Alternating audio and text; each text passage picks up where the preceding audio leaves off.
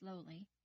"Suppose that a man, a well-known man, should leave home without warning, not taking any clothes except those he wore, and saying he was coming home to dinner, and he—" She stopped as if her voice had failed her.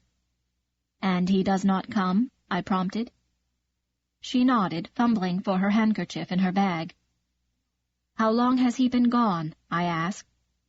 I had heard exactly the same thing before, but to leave a woman like that, hardly more than a girl, and lovely.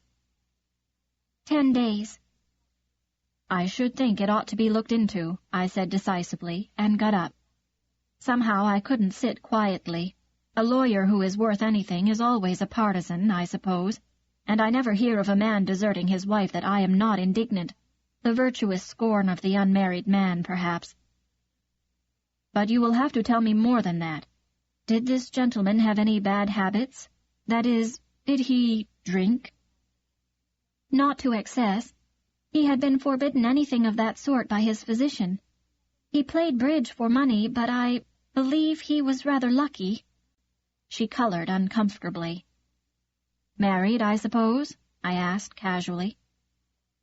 "He had been.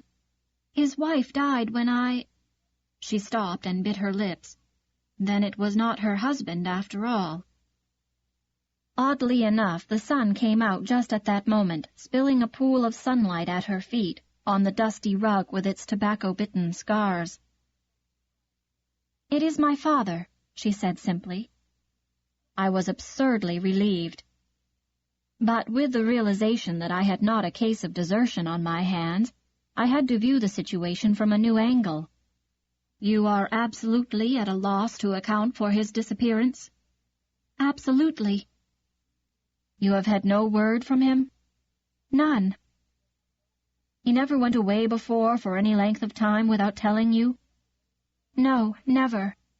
He was away a great deal, but I always knew where to find him." Her voice broke again, and her chin quivered. I thought it wise to reassure her. "Don't let us worry about this until we are sure it is serious," I said. "Sometimes the things that seem most mysterious have the simplest explanations.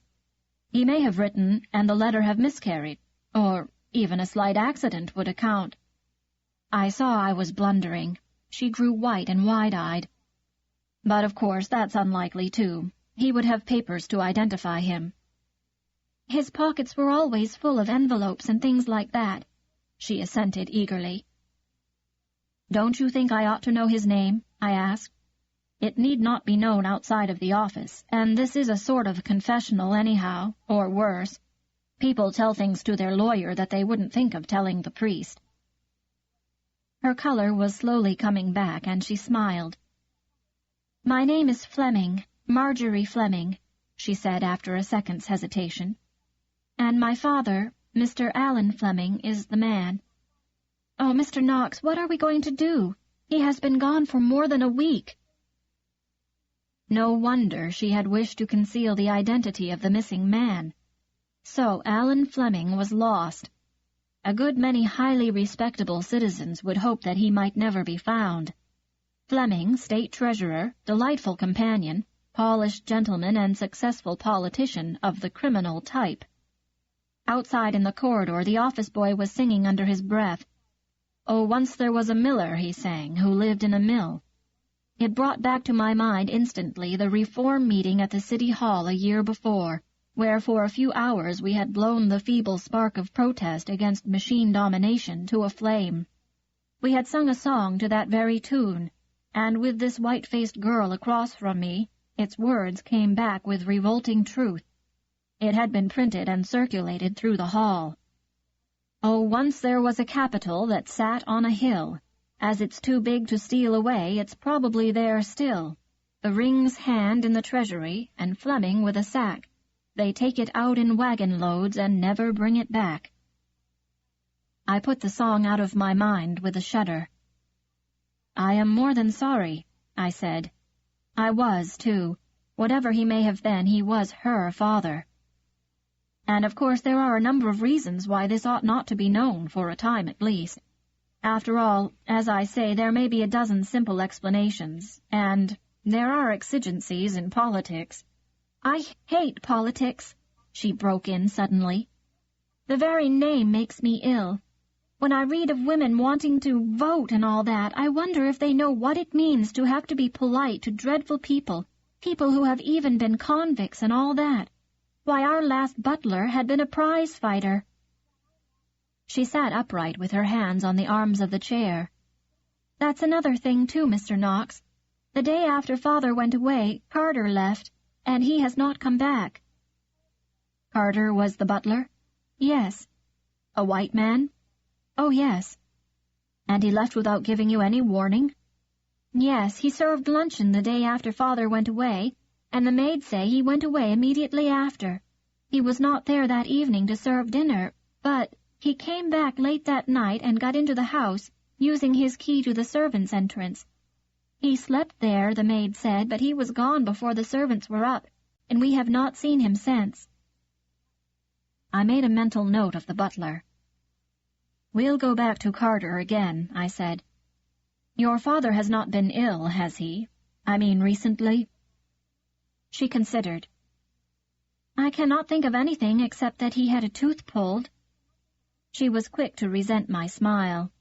Oh, I know I'm not helping you, she exclaimed, but I have thought over everything until I cannot think any more.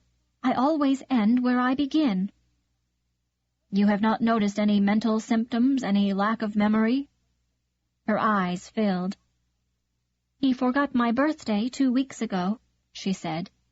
It was the first one he had ever forgotten, in 19 of them. 19. 19 from 35 leaves 16. What I meant was this, I explained. People sometimes have sudden and unaccountable lapses of memory, and at those times they are apt to stray away from home. Has your father been worried lately? He has not been himself at all. He has been irritable even to me, and terrible to the servants. Only to Carter. He was never ugly to Carter, but I do not think it was a lapse of memory. When I remember how he looked that morning, I believe that he meant then to go away. It shows how he had changed when he could think of going away without a word and leaving me there alone. Then you have no brothers or sisters? None. I came to you. There she stopped. Please tell me how you happened to come to me, I urged. I think you know that I am both honored and pleased. I didn't know where to go, she confessed. So I took the telephone directory, the classified part under attorneys, and after I shut my eyes I put my finger haphazard on the page. It pointed to your name. I am afraid I flushed at this, but it was a wholesome douche. In a moment I laughed. We will take it as an omen, I said, and I will do all that I can. But I am not a detective, Miss Fleming. Don't you think we ought to have one? Not the police, she shuddered. I thought you could do something without calling a detective. Suppose you tell me what happened the day your father left and how he went away. Tell me the little things, too. They may be straws that will point in a certain direction. In the first place, she began, we live on Monmouth Avenue. There are just the two of us and the servants, a cook, 2 housemaids, a laundress, a butler, and a chauffeur. My father spends much of his time at the capital, and in the last 2 years, since my old governess went back to Germany, at those times I usually go to Mother's sisters at Bellwood, Miss Letitia and Miss Jane Maitland. I nodded. I knew the Maitland ladies well. I had drawn 4 different wills for Miss Letitia in the last year. My father went away on the 10th of May. You say to tell you all about his going, but there is nothing to tell. We have a machine, but it was being repaired. Father got up from breakfast, picked up his hat, and walked out of the house. He was irritated at a letter he had read at the table. Could you find that letter? I asked quickly. He took it with him. I knew he was disturbed, for he did not even say he was going.